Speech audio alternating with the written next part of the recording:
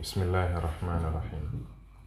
الحمد لله رب العالمين، والصلاة والسلام على رسول الله. اللهم علمنا ما ينفعنا وانفعنا بما علمتنا وزدنا علما وإيمانا وفقها في الدين. اللهم لا سهل إلا ما جعلته سهلا وتجعل الحزن إذا شئت سهلا يا رب العالمين. This is a commentary of the 7th hadith, right? Hadith number 7. Okay, so who would like to read? Who would like to read? أعوذ بالله من الشيطان الرجيم. بسم الله الرحمن الرحيم. عن أبي رقية تميم بن عوس الداري رضي الله عنه قال أن النبي صلى الله عليه وسلم قال: الدين النصيحة. قلنا لمن؟ قال: لله ولكتابه ولرسوله ولأئمة المسلمين وعامته. رواه مسلم. Okay. Like to read? Or we should proceed? Okay, alright. So, Imam al-Nawawi, rahimahullah, said, وعن أبي رقية تميم بن أوس الداري. So now, Abu Ruqayya. So this is the one who narrated the hadith. This is, Abu Ruqayya is what? Aisha? The kunya. Okay. So that's Abu Ruqayya. And his name is? The Ruqayya is amazing because when I was born, the name Ruqayya because we normally give it to ladies, but when I saw an Abi, so I was a little bit confused. So the name Ruqayya. Yeah, Ruqayya is a female name, right? It's a female name. So Abu Ruqayya, the father of Ruqayya. He is not Ruqayya. He is not Ruqayya. He's Abu Ruqayya. Alright? Okay, so Abu Ruqayya, that's his what? Tamim. That's his tamim. Okay. Abu Ruqayya is what? The kunya, right? Okay. And then his name is Tamim. His father's name? Aus. Then Ad-Dari is what? Where is from? Nisba? No. Nisba. Okay. So Nisba, we said Nisba sometimes they relate to where he's coming from, like a city or hometown. Sometimes by his trade, right? Or what he's, or maybe a description. Alright, so here Ad-Dari is from? Dar. Yeah, from Dar, of course. Right, so it's a tribe in what? In Sham. Right, and then Sham at that time, it covers from Syria to Palestine to Lebanon. Right, it's a region at that time. But now Sham is what? Sham is a city. Okay, it's a city in Syria. Okay, but in the in the olden days, in the past, when they say Sham, it's what? It's a region. Okay. Alright, so Ad-Dari is what? It's a tribe in what? In Sham at that time. Okay. So Tamim Ad-Dari, Tamim Ad-Dari, this is one of the companions of the Prophet. Now, there's a very interesting story about this man. And before he embraced Islam, he was living in Sham. That was in Syria at that time, not in Palestine, in Syria. So they were traveling by sea. Okay, they were traveling by sea, and the waves took them to a different direction. You know, the sea has waves, right? Sometimes when the waves become too strong, you can't control it. So the waves in that journey was really severe, was really strong. So what happened? It redirected them to a different direction. So they were on the sea tossing, the waves has been tossing them for a month. For 1 month. They were what? On the sea, right? Now, and then the waves took them to what? To a certain place, a seashore. And then they went out of the boat to move on the land because they've been on the sea for a month. So what happened? When they entered the city, there were no much settlement there. So they met a beast. We call it a dabba, a beast. This beast, it was really hairy. All over its body, it was really hairy. So they could not figure out his face from his back. Right? And then when they saw him, they were shocked. Who are you and what is this? And then the beast responded that Ana al-Jassas. Al-Jassas. Right? Al-Jassas. That's what the beast responded. And the beast told them that they should go to a nearby house. There's someone there who is interested in knowing them. So they went to that house, right? And then when they entered, it was a man, one-eyed man, chained. His leg has been chained with what? Has been tied to his neck. So he has been there for so long. So when they entered, the man asked them, who are you and where are you coming from? So he asked them where they were coming from. And they said they were coming from Sham. Right? And Sham, we said, it was a region. Okay. So they said they came from what? From Sham. And then he asked them a certain place or spot in Sham, in Palestine specifically. Nakhli Baisan. He asked them of that Nakhl Baisan, that date of Baisan. That Baisan, it's also a place, a farm or a spot in Palestine where it produces a lot of dates, right? The farm date there. And then it's very known in that city. The Baisan is known for what? For dates, right? So he asked them that, what about Baisan? Is it still producing dates? And they said yes, it's really producing more dates and people are benefiting from it. And then he asked them of also a well. Also a well, it's either in Sham or in Syria or in Palestine. I don't remember exactly where the well is. So, and then they said to him, yes, they are still they are still fetching water from the well. And they said that very soon the well will dry up. Who is saying this? The one-eyed man. The one-eyed man. So he said that very soon the well will dry up. And then he asked them about the illiterate, the unlettered prophet of Arab, meaning the Prophet alayhi. You know, it's known as what? Nabiyyu al-Ummi. And they asked them, Ma fa'ala Nabiyyu al-Ummi. And then they said that he migrated from Mecca to Medina.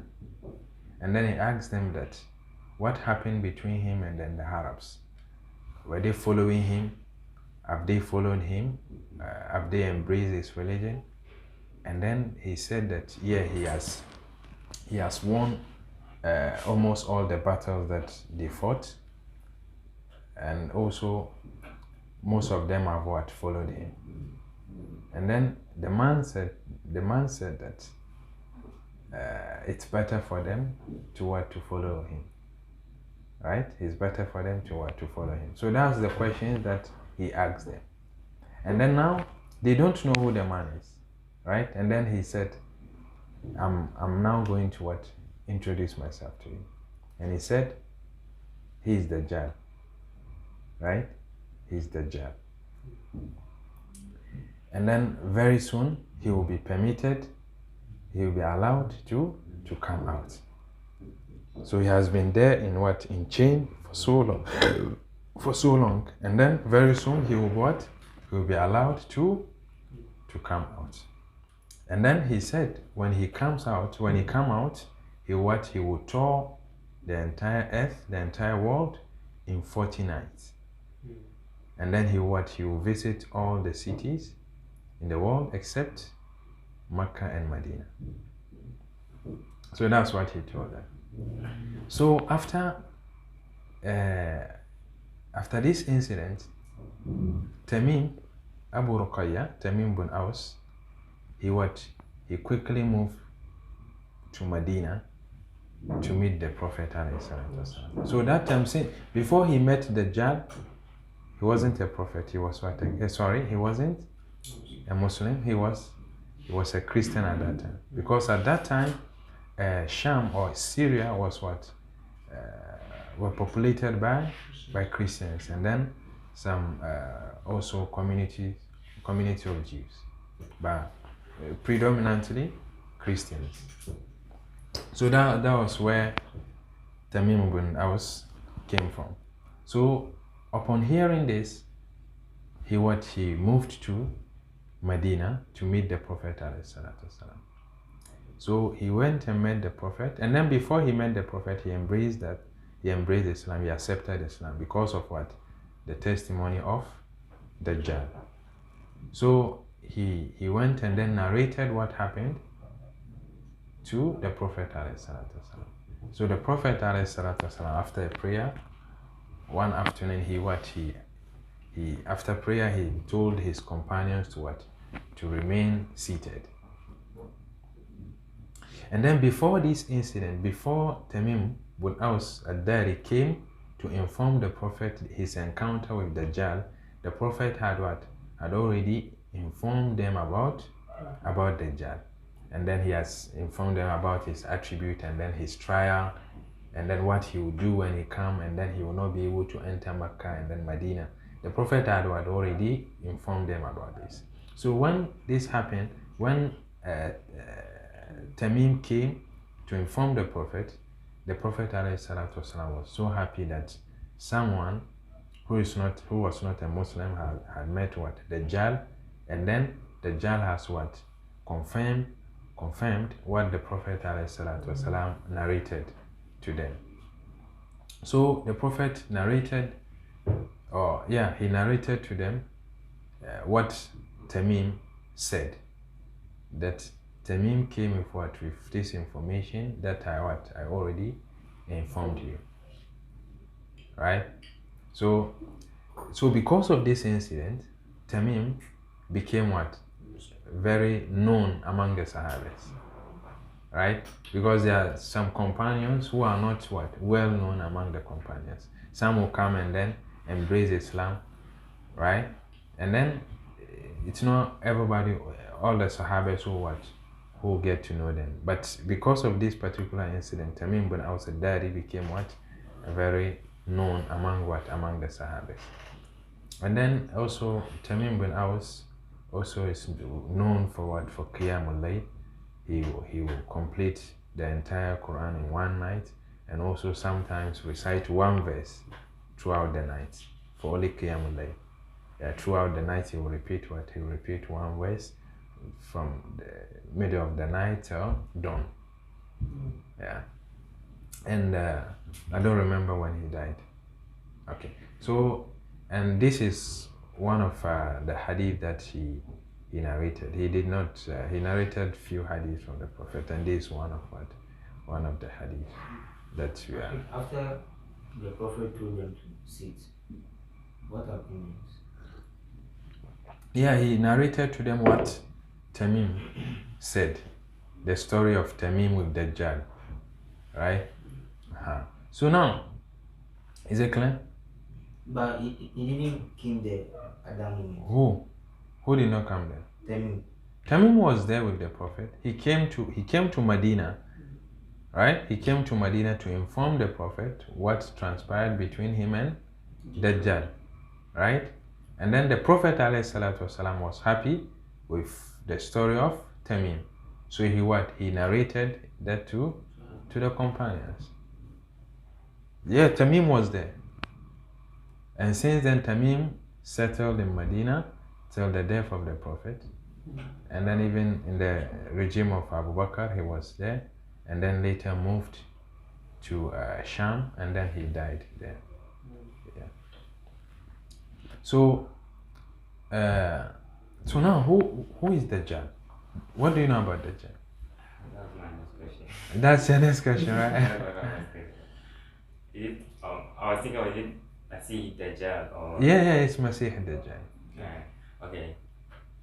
What I heard about him is he's the one who will be coming. Okay. Yeah, to come in as a form of Anabi Isa.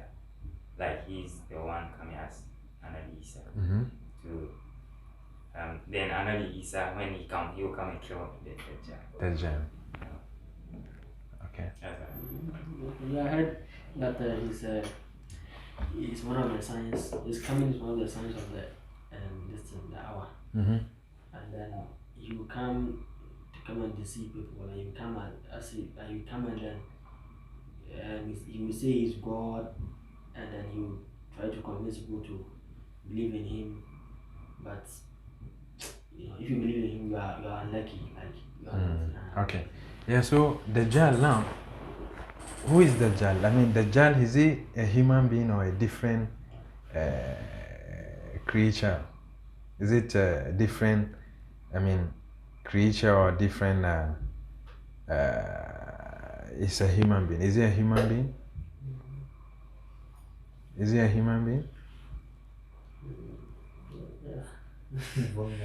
Yeah. Based on this story that I'm living right now, it's like he's not a human being, but some like I don't know, a monster or something. Okay, so from this story, we understand that he's a human being. He's a human being. He's a human being, but has what Allah has endowed him with with a lot of strength, energy, and then powers, right? He can do things that normal human beings can't do. So someone who can tour the whole world in 40 nights, right? So it's like Allah has also blessed one king with with similar strength and then power. Who is that? Dhul-Qarnayn, right? Dhul-Qarnayn, right? So yeah, so he's a human being, but has a certain power that normal human beings don't have, right? So this, the Prophet has given his description as what? Our one-eyed person. He has only one eye, right? And then he will come and then claim to be God, to be the creator, and then worthy of worship. So he will try to convince people to believe in him, right? And then he will promise those who believe in him, he will promise them Jannah. And then those who disbelieve in him, he will promise them hell. So his hell is actually the Jannah of Allah. And then his Jannah is what? Is hell. So because when you believe in him as God, as he will claim, what will happen? Meaning you are a disbeliever. You get it? So he will give you his Jannah, and then you are in hell. In reality, you are what? You are in hell. And then when you disbelieve in him, you are what? You are the true believer. Actually, he also has a story about like how he's coming into this world, like coming to react that way, or he has the way that Allah has commanded him to come and do it on the earth or something. Alright, so this is coming as a trial. Right? Allah. Eh? It's Allah who is making this kind of Of course, you know.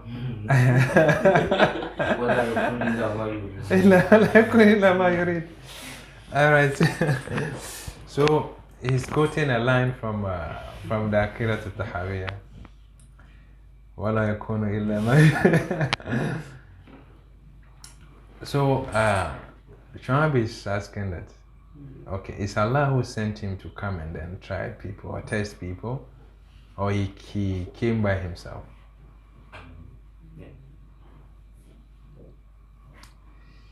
What I can tell you is that I can't say it's Allah who sent him, right? But there's wisdom in his coming. There's wisdom in his coming. Because looking at the questions that he asked Tamim, you get to know that he's endowed with a lot of knowledge, right? Because he has been chained for so long. Only Allah knows how long. And then why? How did we know? The Prophet ﷺ, there's an authentic hadith that says that ما من نبي إلا حذر قومه عن الدجال. There's no prophet except has warned his followers against Dajjal, right? Meaning there's no prophet except he has what? He has informed his people about Dajjal, right? Has warned them and then has shown, they taught them how to safeguard themselves from what? From his trial. You get it? And then the Prophet has also already informed us what he'll come and do and how to what? To protect ourselves from what? From his trial. So there are azkar or dua that we see after the tashahud, the last tashahud. We've not yet discussed it. We discuss it in our lesson Matan al-Ashmari. So it's the dua we say, Allahumma inni a'udhu bika min adhab al-qabr wa min adhab al-nar wa min fitnati al-mahya wal-mamat wa min fitnati Masih al-Dajjal. Right? Okay. So he's what? He's a human being like us. But the question whether it's Allah who sent him to come and try people or not, I can't answer that. It's part of the knowledge of unseen. You remember we discussed there are two types of knowledge, right? Ilmun mafkud wa ilmun mawjud. Ilmun fil khalqi mafkud wa ilmun fil khalqi mawjud. There are two types of knowledge. Knowledge that are attainable, knowledge that is attainable, and knowledge that is unattainable. We can't attain it. So the knowledge that is attainable is what we know. And then the knowledge that is unattainable is the knowledge that has to do with the ghaib, the unseen, right? Yeah. So like Iblis, for instance, Iblis, Allah created Iblis, right? He was among the angels, and then he was blessed. But what happened? He later disobeyed Allah, and then he became a non-believer. And then Allah, he requested that Allah should prolong his life till the day of judgment. And Allah granted him that, right? So there's Allah did not command him to do what he did, but there's also what? Wisdom in that. You get it? So coming of Dajjal too, there's wisdom, but who sent him? Why is it coming? That's Allah. So we have to protect ourselves from what? From his trial by what? By saying this dua. So this is one of the hadith that Tamim bin Aus ad-Dari narrated. He said, قال رسول الله أن النبي صلى الله عليه وسلم قال. He said the Prophet عليه الصلاة والسلام said, الدين النصيحة, right? الدين النصيحة. The religion, the deen is what? It's nasiha. The deen is what? It's nasiha. We will explain what nasiha means, right? So, but before we explain that, let's maintain the word nasiha as it appeared in the hadith. Ad-dinu an-nasiha. The religion is what? It's nasiha. It's nothing but nasiha. So as if in Islam there's nothing except what? Nasiha. So we understand why did the Prophet said what he said. Ad-din al-nasiha, the religion is what? It's nasiha. And then the Sahaba said, Kulna liman ya Rasulallah. Kulna liman ya Rasulallah. And we said, to whom, O Messenger of Allah? Then they said, Lillah, for Allah. The nasiha is for Allah. Do you understand something here? No, right? Yeah, you don't have to understand. You don't have to. Alright, so he said, Lillah, for Allah. Wali kitabihi, for his book. Wali rasulihi, for his prophet. Wali a'immati muslimina, and for the leaders of what? Of the Muslims. Wa'ammatihi, and then the general public. Do you understand something here? Alright, so now, what is nasiha? Nasiha, it's a very broad concept. It's a very broad word. It has a very comprehensive meaning, right? Some translate it as sincerity, right? Some translate it as admonition, advice, right? But it's more than that. Nasiha is Islam, is Iman, is Ihsan, all together. Yes. How? We understand. So, Nasiha, he said, Kulna liman ya Rasulallah. To whom does Nasiha belong? To whom? Said Din al-Nasiha. The religion is Nasiha. So the Prophet said Ad-Din al-Nasiha. Why? For you to understand that the Deen we can't practice. We can't practice the Deen without Nasiha. So every part of the Deen is what? It's Nasiha. Okay. And then they said, Kulna liman. And we said, oh Ya Rasulallah, to whom does this nasiha belong? He said, Lillah, for Allah. We are back again. For Allah. What does it mean? So now, let's take one meaning or two meanings of what? Of nasiha. That's sincerity and advice or admonition. Okay, so if we say it's admonition, now when you are advising people,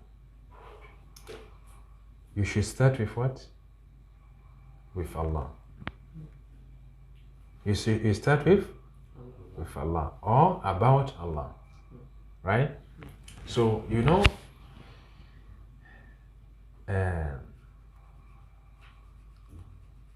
as a Muslim, no action will be accepted without Tawheed, right? Or as a human being, there's nothing that will be considered an act of worship without you being a Muslim. So first, you have to what? You have to believe in Allah, and you can't believe in Allah without knowing who Allah is. So that's where the nasiha starts. It starts with Allah and about Allah and then for Allah. So now, what does it mean? It means that before you ask people to do any other thing, you should what? You should teach them about Allah. Who Allah is. Who is Allah? What is His attribute? Right? What are His qualities? What does Allah want? Why did He create us? Right? You teach people who Allah is. Right? You teach people who Allah is, His attribute, His beautiful names, and then why He created us. So when you do that, this is where the Iman comes in. So we discussed about the hadith of Mu'az.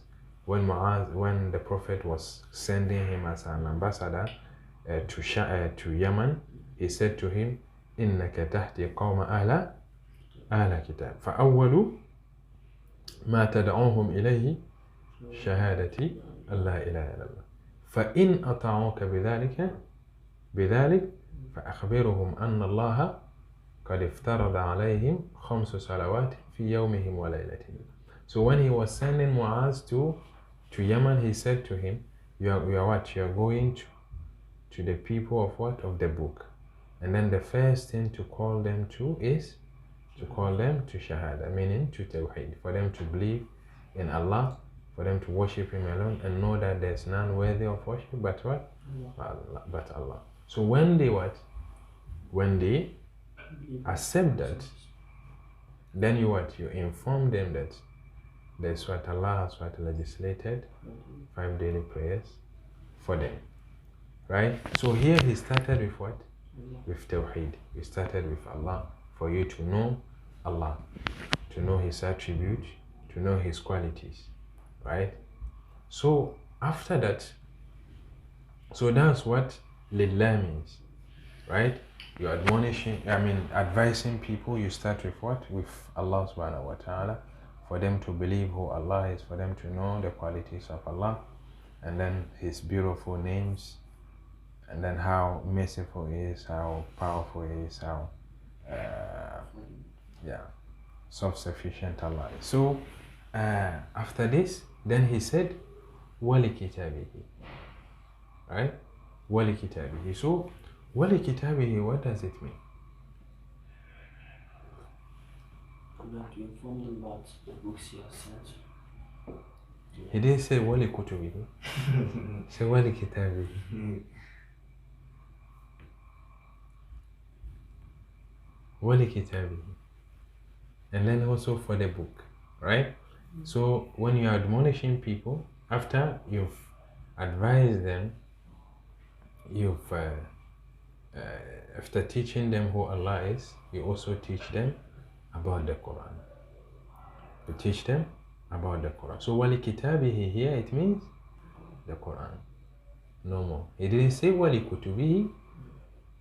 He said Wali kitabihi. So Wali kitabihi here is the Quran. So you also teach people what the Quran is. You teach people how to recite the Quran and what the Quran is, the meaning of the Quran and the teachings of the Quran. And then you also encourage them to follow the teachings of the Quran.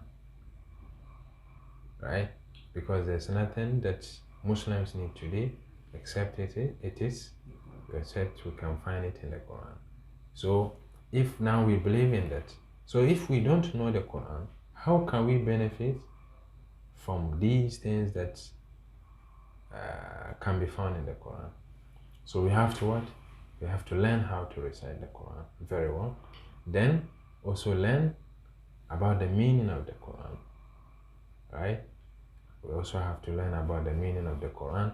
So after we know the meaning of the Quran, then we can understand the teachings of what? Of the Quran. Then we can put it in practice. Right? So most of the things that is happening today that in our communities as Muslims, it's as a result of our ignorance of the book. Right? We don't know the book, we don't understand it, and then we also don't want to understand. So if we don't know and then we also don't understand, how can we put it into practice? Those who know don't put it into practice. So those who don't know, what will they do? You get it? So Wali kitabi, we teach people about the Quran. It's the words of Allah. There's no words like this, and no one can produce similar. No one can produce the like of the Quran. Right? It's the words of Allah, and it's also what His attribute. Right?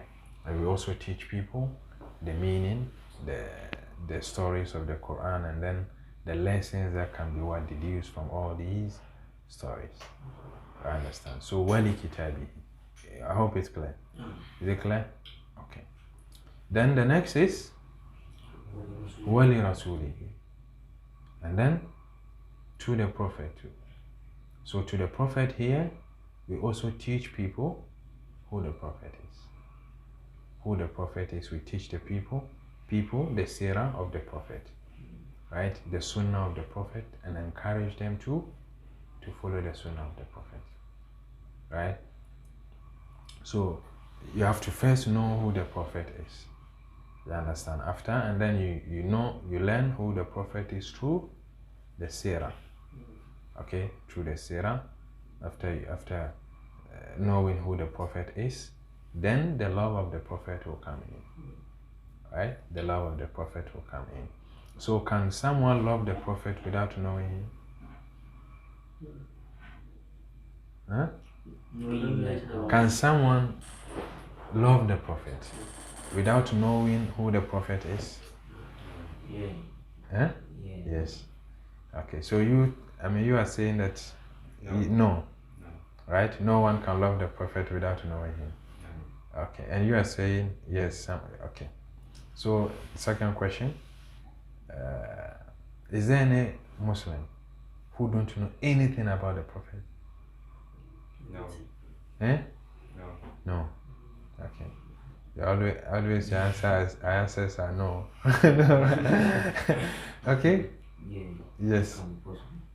Okay. No, I'm not asking of possibility.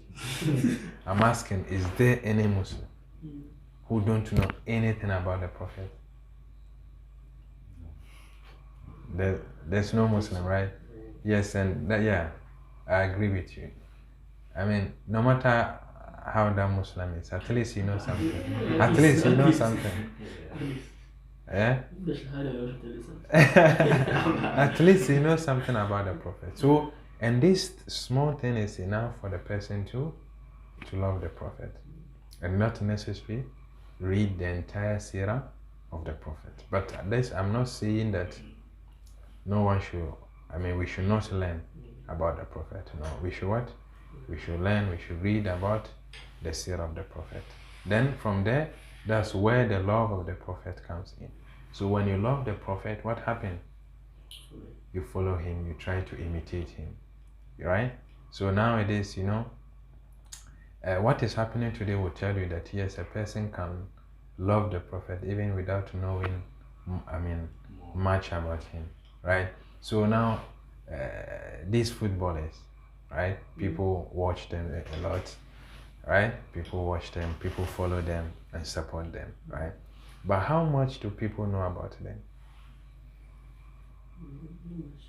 Yeah, people don't know much about them, right? They only know the teams that they've played before, their names, and then maybe their salaries. Yeah. That's it. But they don't know what their private life. But people still what? Some are really obsessed with these people. So it's possible for someone to also know what little about the prophet and also what to love him so much. Okay. So after you love the prophet, then that's where the imitation will come in. Then you watch, you imitate, you want to do whatever you know that the prophet has done.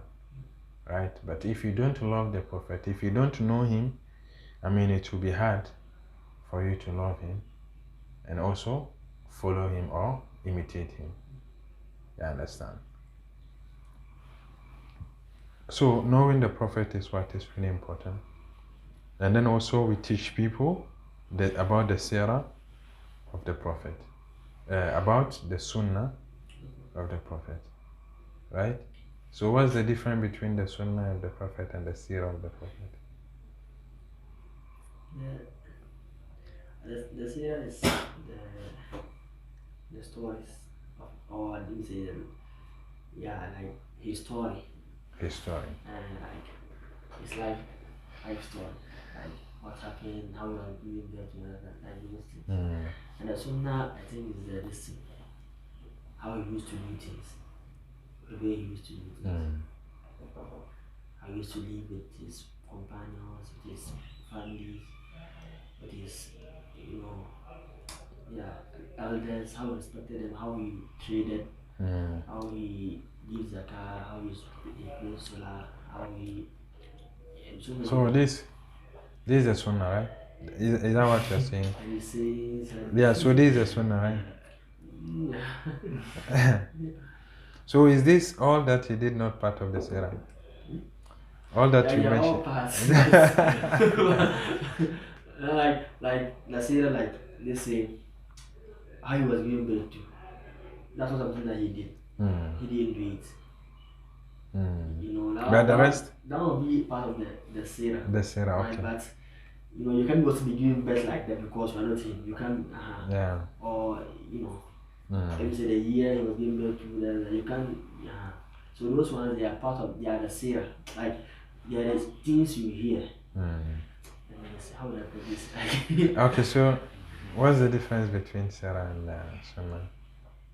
Yeah, my understanding is Sirah. I have a question to ask. What is it about? But my understanding, what I'm getting is like a story about him, and then the Sunnah is what he taught us to follow. So that, You want to say something? No, Yeah. Okay, so there's a slight difference between Sirah and then the Sunnah, right? Now the Sirah is about the life of the Prophet, right? The life, in the sense we are talking about where he was born, and then his upbringing, who took care of him, right? To what stage, and what did he do in his childhood, in his adulthood, and how he received the revelation. All these is part of his Sirah. And then the migration from Mecca to Medina, right? And also the battle that he fought, how he interacted with people. You understand how he called people to Islam. All these is part of the Sirah. And then this Sirah is not it's not source of law. Is it clear? It's not what? It's not source of law. Is it clear? no, source of no asking. Source of law. If I say source of law, I mean we can't deduce any ruling from the Sirah of the Prophet. We can take lessons from the Sirah of the Prophet, but we can't deduce ruling. We can't say that this is halal, this is haram because of this account in the Sirah. Do you get it? But when it comes to the Sunnah is what? Sunnah is a statement of the Prophet, his actions, and then his approvals. Okay, this is the Sunnah, right? So you can see the Sunnah is what is narrowed to these three aspects of what, whereas the Sirah is what, broader than the Sunnah. And then the Sunnah is what, it's a source of law, and then the Sirah is not a source of law. Is that clear?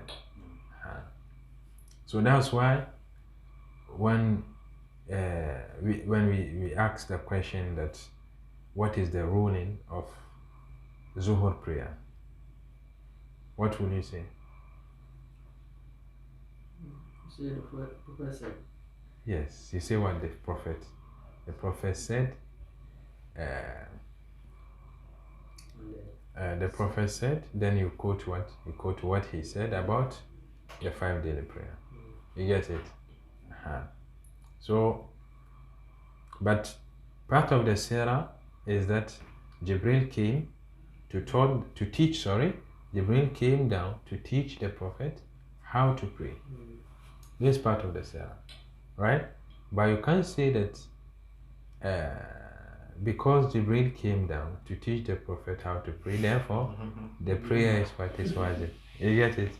So this is part of the Sirah and what it's not a source of law, and then the Sunnah is source of law. You get it? So we also we have to teach people, admonish, advise people to learn about the Sirah, about the Prophet, and also follow the teachings of the Prophet and imitate and put it in practice. Right? وَلِكِتَابِهِ وَلِرَسُولِهِ وَلِأَئِمَّةِ الْمُسْلِمِينَ. And also the A'imma are what? There are two meaning. A'imma are the leaders, the political leaders, and also the religious leaders combined. In the earlier centuries, it's the political leader is the religious leader, because the political leaders were scholars at that time, right? Like the Khulafa, right?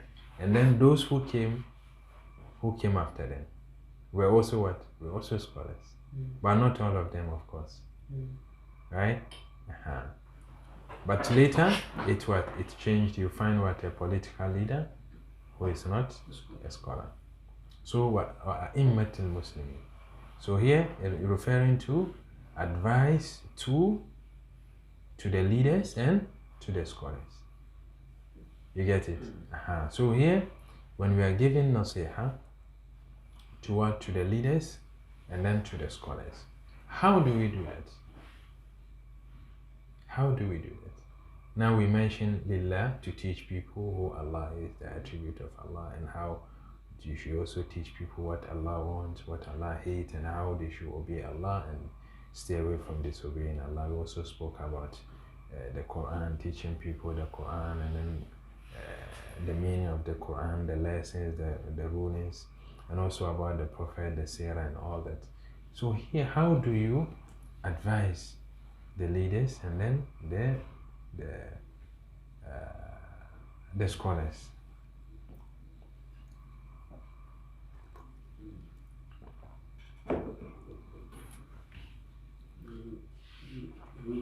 We talk to them about how they follow the Sunnah. The Sunnah.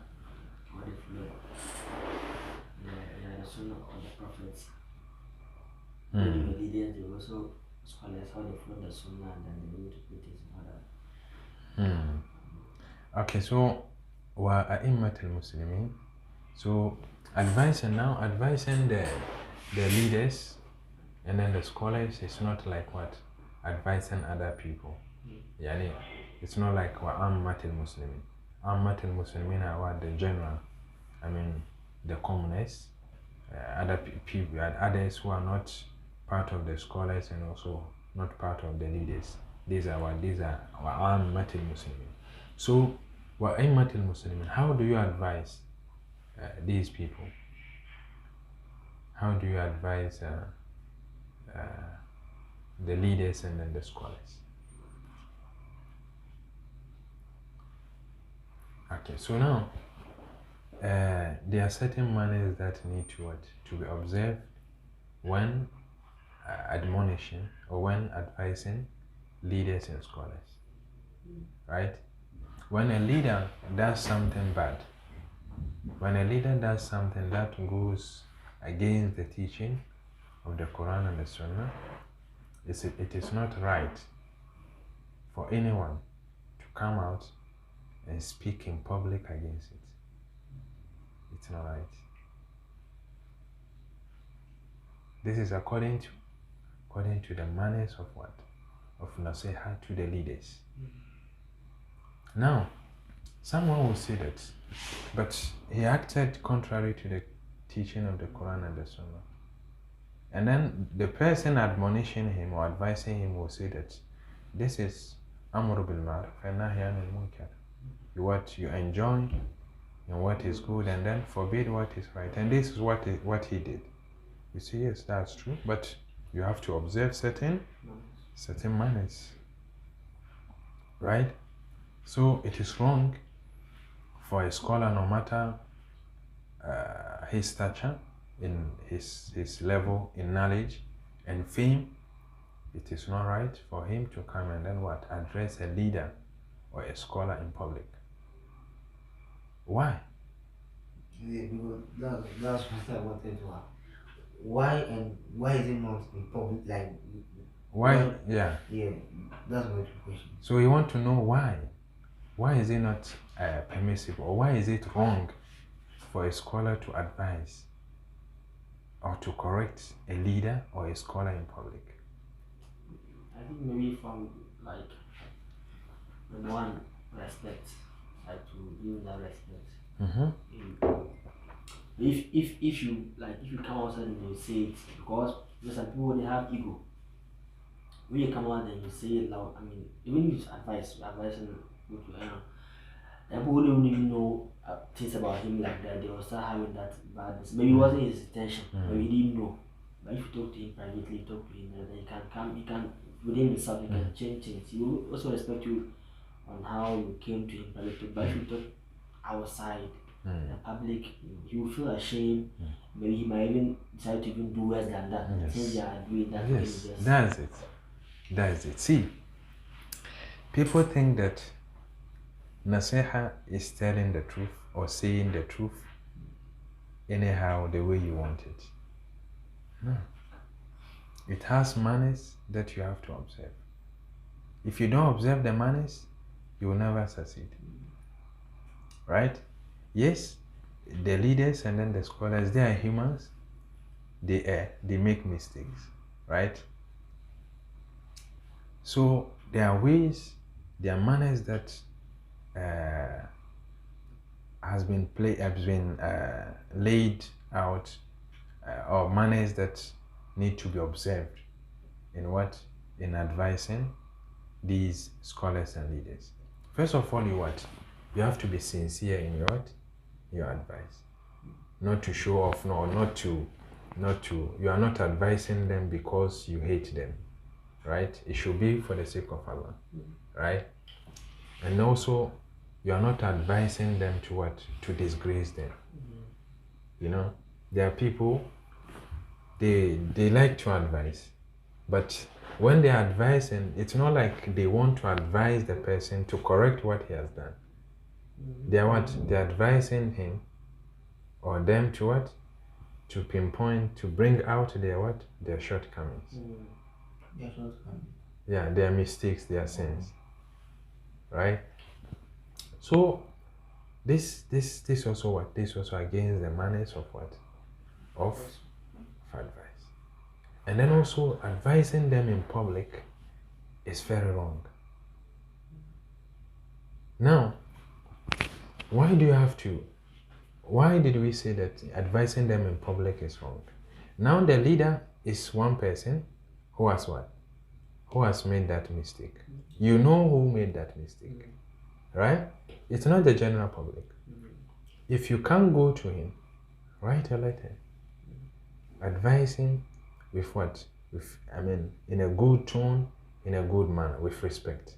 Write to him if you can't go to him. If you can go to him, that is better. You go to him, talk to him one-on-one with respect. That's how you advise a leader. That's how you advise a scholar. Right? You don't stand in public to do that. You only stand in public on issues that is widespread among people. You get it? Now if you come and say that. Say example, like lies, communication. Like so now, let's say that there are issues that is widespread among people that many don't know that it's haram. And you have observed it and you want to draw people's attention to it. This you can You can come and speak in public. Why? Because you are not referring to any person in particular. But if your admonition, your advice is to a person in particular, the best way to do it is to see the person in private. You get it? You see the person in private and then advise him. You say, oh, I heard ABC or I saw ABC from you, which I want to draw your attention to. Then you find a nice ways to tell the person. And you also find excuse for the person. Right? You don't criticize the person. You don't say that you've done that, you've done this. You of all people. Again, you said the leader is famous, like he's popular, maybe. Like, is there any leader who is not known? No, I'm not. I didn't say that. I said it's not right for any scholar, no matter his level of knowledge and then fame, to come and address any leader in public. I'm talking about the scholar who is advising people in public, not the leader. Because if we say a leader, it means that everyone knows it, right? This is a leader, this is our leader, everyone knows it. Unless it's a leader of a certain group of people, right? Then those people will be the only person to know that this is our leader. So even with that person, if you are part of the group, you should know what? You should not admonish the person in public. Okay. What if maybe those small scholars, like maybe one of them? There's no small scholar. There's nothing like small scholar. So like those small ulamans. So No, I'm saying.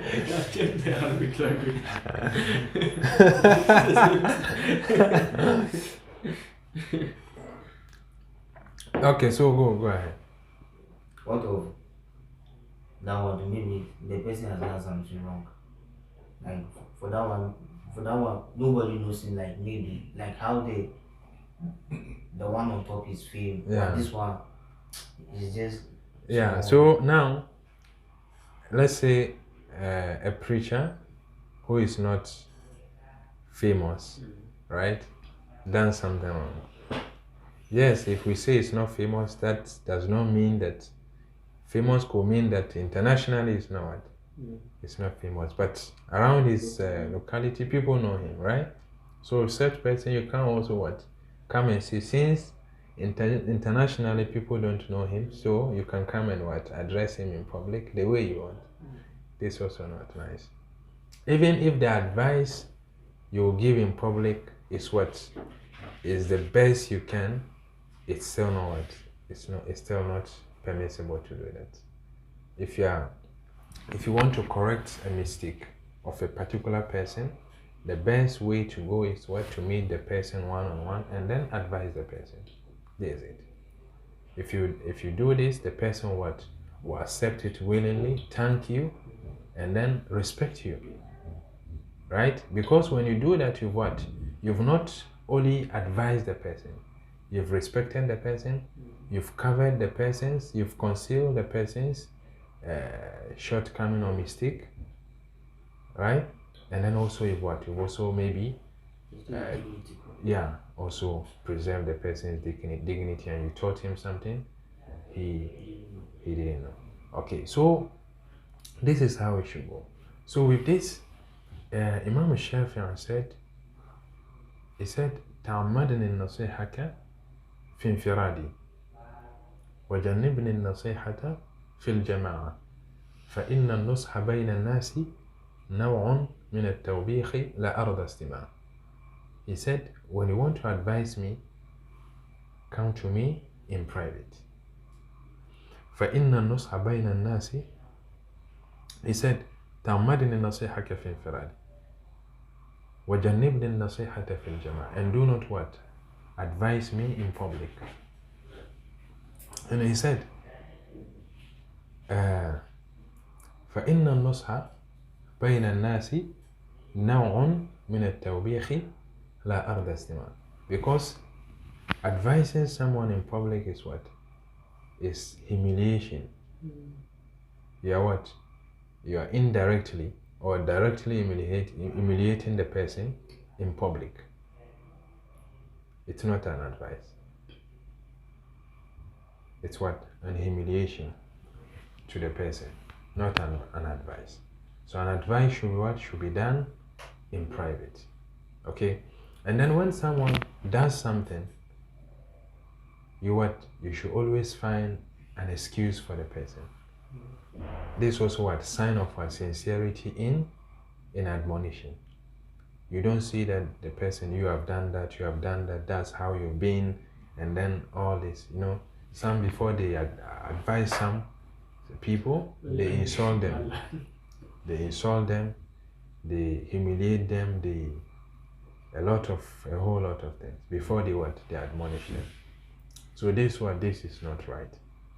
Okay, this is not right. So you try to find an excuse for the person for what he or she has done. Right? Let's say here, why will you find an excuse for the person? Let's say that people are talking about the person, that this person has done that and that. So here, you as a scholar, what do? You find an excuse for the person for doing what he has done, for people to stop what? To stop talking about it. But if maybe that the thing is haram, maybe it's wrong according to the Islam, then maybe you are finding excuse. Will you be sinful or not? No, you will not be sinful. I mean, see, of course, why are you advising the person? If the person is waking up at night to pray, what will I advise the person to do? Of course, you advise the person when the person goes wrong, right? Yes. So here, finding an excuse for the person doesn't mean you are what? You are encouraging it. You get it? You find an excuse for the person that, he committed what he committed because he's human, or because perhaps he did it because of what? ABC is out of control, or maybe you find an excuse depending on the situation. Yes. Right? You find an excuse for the person, but that doesn't mean that you are saying that what the person did is right. No. You get it? So, and then وَعَامَّتِهِمْ, and also advising the general public. So advising the general public too, we said that it is not right to advise leaders in public, right? And also same apply to what? To the general public. You don't advise them in what?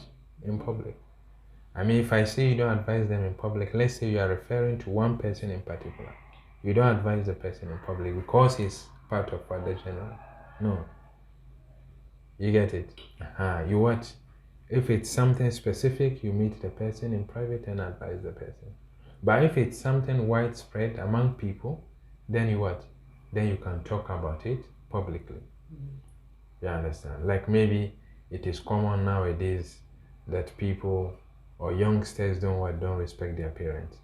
So now you are addressing the issue of what? Being dutiful to parents. So this is a general thing. Right? So here you are not referring to anyone in particular. Right? Or maybe nothing is happening at all, but you want to draw their attention on the danger of it, for them not to even what? Think of doing it. This also okay, you can talk about it in public. But people think that because Allah said, the Prophet said, مَنْ رَأَى مِنْكُمْ مُنْكَرًا فَلْيُغَيِّرْهُ بِيَدِهِ فَإِنْ لَمْ يَسْتَطِعْ فَبِلِسَانِهِ فَإِنْ لَمْ يَسْتَطِعْ فَبِقَلْبِهِ وَذَلِكَ أَضْعَفُ الْإِيمَانِ. So when you see something, you should change it with what? Your hands or your powers. And also, if you can't, you change it with your tongue by speaking against it. And also, if you can't, you hate it in your heart. So people, when they hear this thing, then whatever they see, anything bad, they want to exercise their powers or maybe speak against it. No, it's not a better thing that you do that.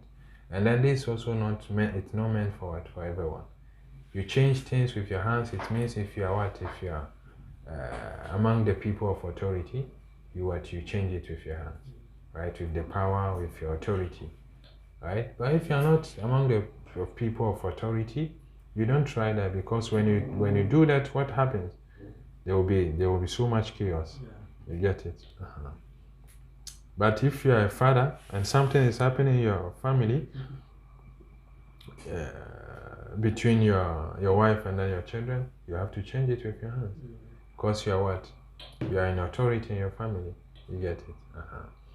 So like that. And then also to change it with your tongue by speaking against it is also not for everyone, because there are certain things you are not in the capacity to talk about it, so you remain silent and leave those in authority, those who have the capacity to talk about it, speak against it. You get it? But nowadays, when something happens, everybody want to everyone want to speak against it. So let's say like some of the leaders, like they demand, like they don't value some people's talks. Like let's say someone who's a nobody, like someone like me, and I see something wrong with, let's say, a big scholar or something like that. And let's say with my small knowledge, and I have this in my thing, that, okay, well, by this hadith, I don't think this is right. Let me go to him directly. I'm like try to talk to him, maybe he will listen to me. But maybe he has this ego. He never listen to me. Whatever I say is out of this. So can I, let's say, approach a scholar, someone that he might listen to, someone who's so grown like more than me, also from Muslim. I talk to him. Oh, you try and, but don't mention my name. Try and and we meeting. I usually talk to him. I think this should help. Like all around. How does it help? Yeah, also this also good, but there's maybe you can you can put it in a form of question to the same scholar. If the hadith, you can go to him and then ask him to explain to you what the hadith that you think is your proof that what he has done was wrong. Okay, you go to him and then ask him for this, and then when he give you the answer, then you can also ask him, what if someone does this and blah blah blah.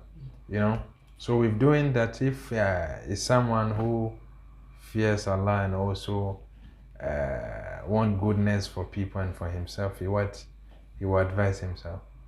You get it? There's a story of two sons of Ali ibn Abi Talib. Ali ibn Abi Talib, he has two sons. He has many sons, of course, but from Fatima, Hassan and Al-Hussein. So Hassan and Al-Hussein, they saw an elderly person performing ablution, and he was making a lot of mistakes. The man don't know how to perform ablution, and they don't know how to correct him. They can't go to him and say, Uncle, this is not the way this is not the right way of performing ablution. So what did they do? They went to him.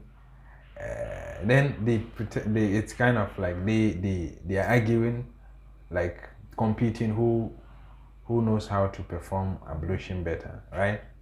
So they went to him and said to him, we want you to be the judge, right? And tell us who is good, who is the best in performing ablution, right, among the two of us. So they started, and then they performed ablution very well. So both of them, they know how to perform ablution. So after they finished, then the man said, you are really good. I said, you are really good. I don't know how to perform. Right. So now they've corrected him without humiliating him, without disrespecting him, right? So he has corrected himself, right?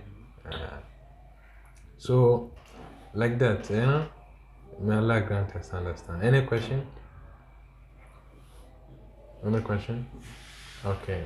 So وعمته رواه Muslim. So this is a hadith narrated by Abu Ruqayya Tamim bin Aus al-Dari, the man who met Dajjal. Sheikh, I have a question on the message Dajjal. So, was the prophet, the time he was alive, he exists, how many prophets saw him? Dajjal? Honestly, I don't know whether there's a prophet who saw Dajjal, but they were all aware of what Dajjal. So it means that Dajjal has been there for so long, for a very long time. Since when did he start to exist? I don't know. Right? But what we know for sure from a report that all the prophets have what? They've warned their people, they told their people about Dajjal. Right? So meaning they all believe that he will come, and then so, and also this also teaches us that none of them knew when he will come out, or he will be permitted to come out, right? So he's still in chain. Who chained him? We don't know. Who permit him? Of course, it's Allah who permit him. but who chained him, and then how long he has been there, and aside Tamim, is there anyone who saw him? Or we don't know, right? And then these are the knowledge of what mafkud. You should not stress yourself on finding answers because this will not benefit you in any way. Who chained him? Okay, when you know, what will you do? How long has he been there? Is that your business? But again, at the time of the prophet, I don't know if there's some little guy who came up, but said no one was like a little bit tight. Was it him or? Yes, so there's also a story that there's one companion whom the Sahabas, some of them were kind of, is this the Dajjal? You know, is because he has some of the qualities of the Dajjal. Yeah, so they were scared. Even the Prophet was kind of looking, yeah, but but later it came out that he's not Dajjal, but he has a very weird kind of character. You know, he sees things and he sees things, you know, these strange things, you know. So some of the companions were like, it is the Dajjal. But later it came out that Dajjal is what? Is a kafir, and then this is a Muslim. So this can be what? It can be Dajjal. But like, it seems like saying no was not comfortable with it. Yeah, even some of the Sahabas, you know, even the Prophet has tried severally to find out whether, to figure out is it the Dajjal. You know, so yeah, not only Omar, you know, because Umar, you know, for him. yeah, Omar is really tough. Have you heard that? People told him that like any way he uses, if she sees him using. Yeah, it changes path. Yeah. Changes. Yeah. So what about like people who are born with four eyes? You know, some people are born with four eyes. 4 eyes. Like they can see. I mean, aside these two, they have additional 2 eyes. Special eyes. Not a physical one. Not the physical one. Okay. Because there are people. Yeah, there are people like that. There are people So they this see one- far. Okay. People they see far. You know, when like something is about to happen, they see it, right? Something's about to happen. Yeah, they see it. But this is not knowledge of unseen, right? But they will see it. They So some also when they dream about something, it happens. You know, yeah. So, but like this, like, because what I was told was that they see some of them, they see jinns, and they see them. Oh. Some of them 4 eyes, Mhm. they can see jinns, and they can see. I don't know, but you know, I was told. Well, I don't know. But so, is it normal? Like, is it normality to see jinn? Like, maybe. To see jinn, Yeah. the Quran said, إنه يراكم هو وقبيله من حيث لا ترونه. Right? So Shaitan, he sees you with his troops, his family, whilst you can't see him. So if you can see the jinn, meaning there's something, there's something. You either one of them, maybe one of them, or. So let's pause here and then continue. Now next lesson, inshallah. آخر دعواهم أن الحمد لله رب العالمين. Shake your brain.